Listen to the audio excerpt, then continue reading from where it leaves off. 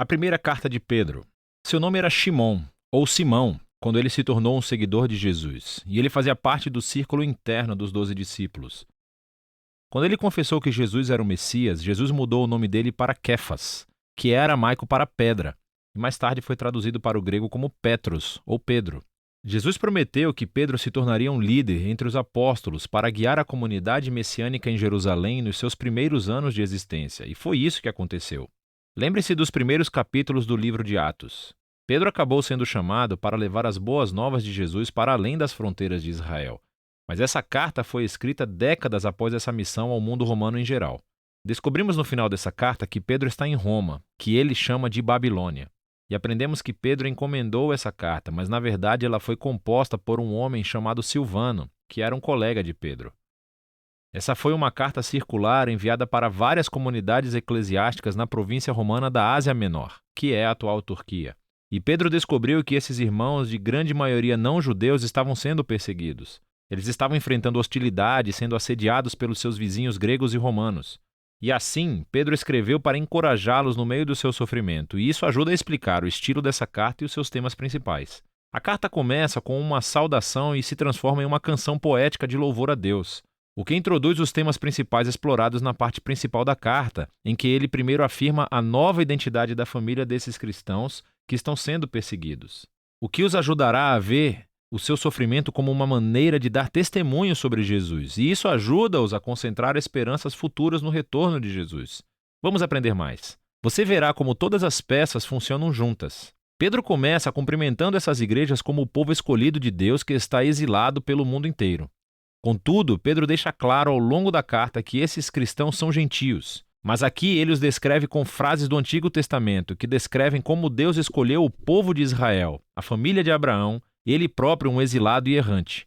Essa é uma estratégia-chave que Pedro repete ao longo de toda a carta. Ele quer que esses cristãos não-judeus que estão sofrendo vejam que, através de Jesus, agora pertencem também à família de Abraão. Eles estão exilados como ele, são incompreendidos e maltratados, e estão procurando seu verdadeiro lar na Terra Prometida. Pedro continua essa ideia no Salmo de abertura. Ele louva a Deus por fazer as pessoas nascerem de novo em uma esperança viva através da ressurreição de Jesus e do poder do Espírito. Deus está convidando todas as pessoas para uma nova família centrada em torno de Jesus. Uma família que tem uma nova identidade como filhos amados de Deus e que tem uma nova esperança de um mundo renascido pelo amor de Deus quando Jesus retorna como Rei. E, para as pessoas que têm essa esperança, o sofrimento e a perseguição são, na verdade, um presente estranho, porque queima esperanças falsas e distrações como um fogo purificador e nos lembra do nosso verdadeiro lar e esperança. E assim, paradoxalmente, as dificuldades da vida realmente aprofundam nossa fé, tornando-na mais genuína. A partir daqui, Pedro vai passar para o corpo da carta, mas vai explorar todas essas ideias com mais profundidade. Ele primeiro desenvolve o tema sobre a nova identidade familiar do povo de Deus. Ele pega imagens ainda mais memoráveis do Antigo Testamento sobre a família de Israel e aplica-as a esses cristãos gentios. Assim como os israelitas deixaram o Egito, eles também devem estar prontos para a viagem, de sandálias nos pés e vara na mão, e deixar seu antigo modo de vida a caminho de um futuro novo. Agora, eles são o povo santo de Deus que viaja pelo deserto. Eles são o povo do novo êxodo, que foi redimido pelo sangue de Jesus, que é o último Cordeiro Pascal. Eles são o povo da nova aliança que tem a palavra de Deus semeada profundamente dentro de si, restaurando seus corações e renovando as suas mentes. Eles são o novo templo construído sobre a fundação do próprio Jesus. E eles são o novo reino de sacerdotes que estão servindo a Deus como seus representantes para as nações. Agora, aplicando todas essas imagens incríveis a esses cristãos gentios perseguidos, Pedro está colocando seu sofrimento dentro de uma nova história e isso leva à próxima sessão. Sua perseguição pode realmente ajudar a esclarecer sua missão no mundo, para dar testemunho da misericórdia de Deus entre as nações. Então, Pedro primeiro os encoraja a se submeter ao domínio romano, mesmo que seja opressivo. Sim, ele reconhece sua perseguição, seu sofrimento é injusto, mas a resistência violenta não resolve nada. Sem mencionar que trai os ensinos de Jesus, que amava seus inimigos em vez de matá-los.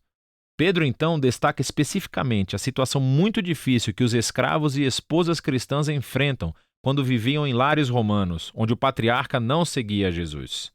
O problema é que era suposto que todos na casa se submetessem e adorassem aos deuses do patriarca. Portanto, Pedro está ciente de que dar lealdade a Jesus gerará suspeitas. Então Pedro diz: é verdade, todos os cristãos, incluindo esposas e escravos romanos, foram totalmente libertados por Jesus.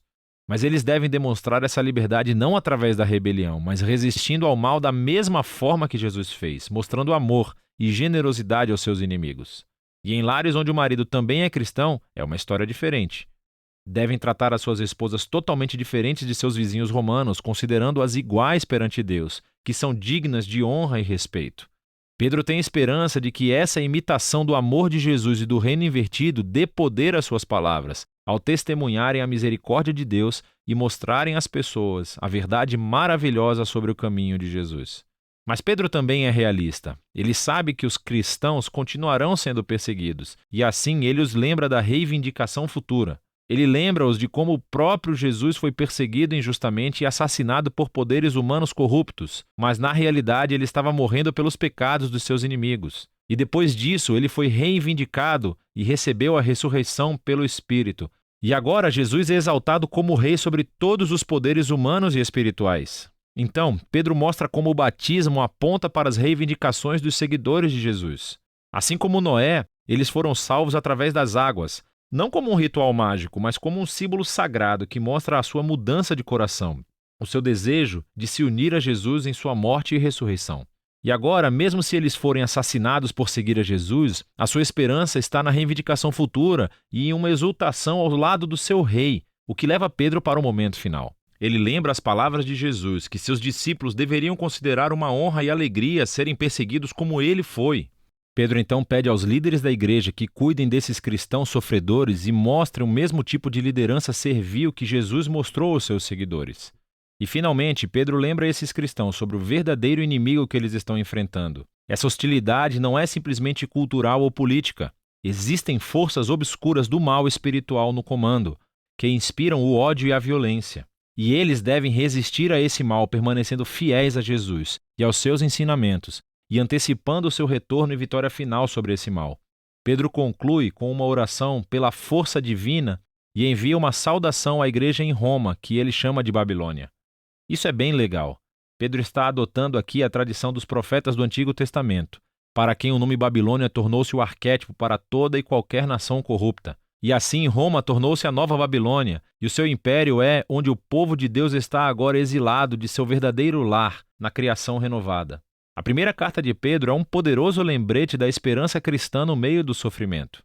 Desde o início da sua criação, o povo de Deus tem sido uma minoria mal entendida, e eles devem esperar enfrentar hostilidade porque escolheram viver sob o governo de um rei diferente, Jesus.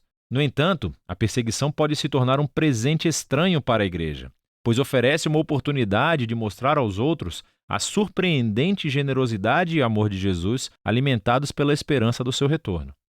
E é isso que 1 Pedro explica.